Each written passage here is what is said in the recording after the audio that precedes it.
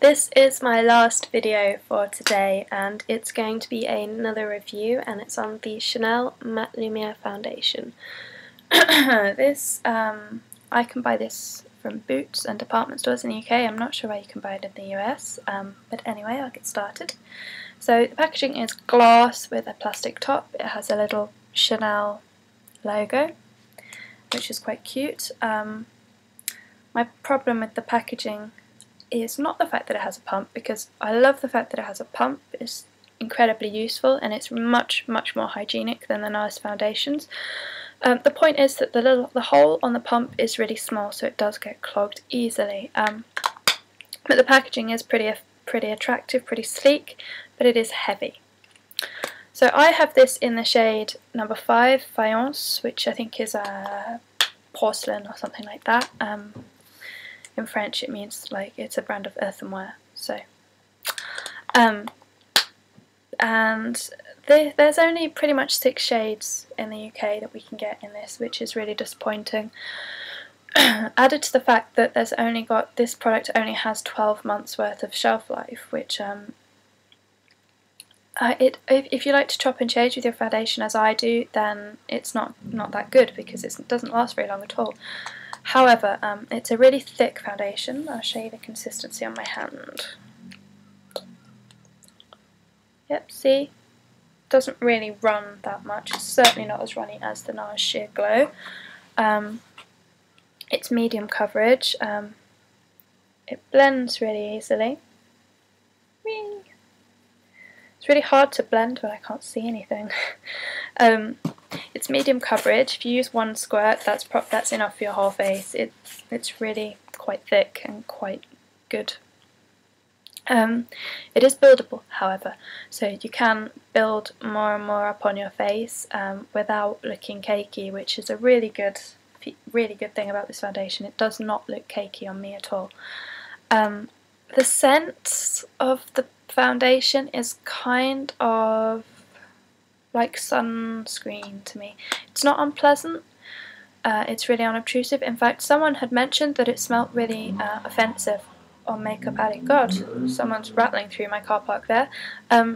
Someone mentioned the smell was really offensive on Makeup Alley, and I hadn't even noticed the smell, so it doesn't smell offensive to me at all, just really subtle smell. This foundation blends effortlessly. I never have to go back over it with a kabuki brush. I generally use the Louise Young foundation brush, which you've seen in pretty much all of my videos. You can also use a MAC 109, the 187, a kabuki brush would work fine as well. It's all up to you and how you apply it. The Chanel makeup artists themselves actually recommend you apply it with your fingers and blend outwards like this. But for a more sophisticated finish, use the Chanel brush. Yeah, right, okay, fine. But I am really careless with the way that I put on my foundation. I just pretty much slap it on. And this just lends itself so well to that, because it just blends really easily into the skin. There's no work involved. You don't need to go around with a kabuki brush and blend out any harsh lines, and you don't need to make it fit your skin. It just fits. However, about the shade, this shade is a pretty much perfect shade for me. It's a really neutral tone, and I have neutral toned skin, so I am quite lucky. However, those with really yellow or really pink undertones may not find this quite as good. So yeah, it's really neutral, I think. It fits me perfectly. It could fit yellow tone people, but pink tone people it might just look a bit odd. But the finish of this foundation, it is matte. As the title would suggest, it is matte because it is a matte Lumière foundation. And the thing is, it's not actually matte. It's kind of matte with a bit of a sheen, a bit of a luminescence about it. So it does contain micas to make your skin have a nice glow and not look like a mask, which is what most impressed me, because a lot of foundations really make your skin look really heavy and horrible.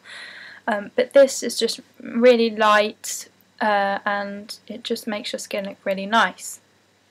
I'm not going to say it looks flawless, but it does look nice. Whoops. So it never looks artificial on my skin in that it doesn't look like a mask. It also contains silica powder, and that's why it is mattifying. Silica powder does mattify the foundation on your skin, so it delays production of oil around your T-zone. It does have good staying powder on me. It does have good staying power on me. When I was setting it with MAC block powder, it would be about 6 hours, especially when I was working as a waitress, it would be about 6 hours. With the Kryolan powder, 8 hours plus, it just lasts, it's brilliant. And it really does well for my shine control. Even without the Kryolan powder, this really does work, and I never got oily forehead before the 8-hour mark with this, so that's a really good sign for me. In terms of who can wear it, it's marketed at people with oily combination skin, but you can also wear it if you've got normal skin and you just want a more matte finish. You don't want to look dewy, because this definitely doesn't make me look dewy, it just makes me look matte, but quite naturally matte. I've had no adverse reactions to this foundation, and I had worn it pretty much every single day for months. I've had no blocked pores, I've had no spots, I've had no dry spots, but I have heard it's really not good for sensitive skin, and the reason that it may not be good for sensitive skin is that in some people it may cause cystic acne. However, I do think that with a foundation can cause cystic acne anyway. Any foundation can do it, because essentially you're putting a really thick product over your skin, and if your skin doesn't like it, then it's not gonna, then that's that, you know? So I think any foundation product has the potential to do that. However, this foundation is extremely lightweight on my skin. I don't even feel it. It's nothing like Studio Sculpt, which is probably made me feel like I was putting like a mud mask on my face because it was so thick and ugh. But this is really nice, really lightweight. It's really good coverage, and it's got SPF 15 in it, so that's always good for your skin.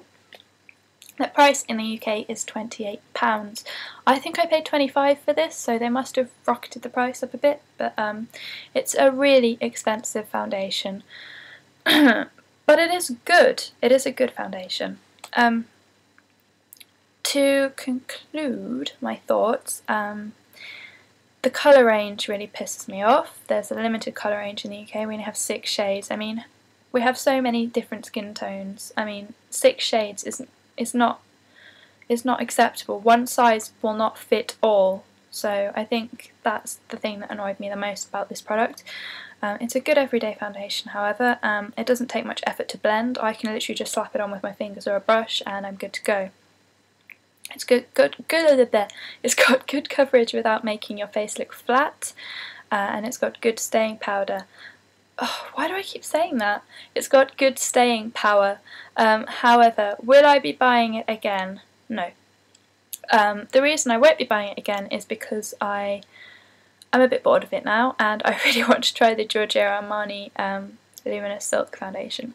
However, this is a really good solid foundation for those with combination oily skin, providing you wear it right, you set with an appropriate powder, it works great.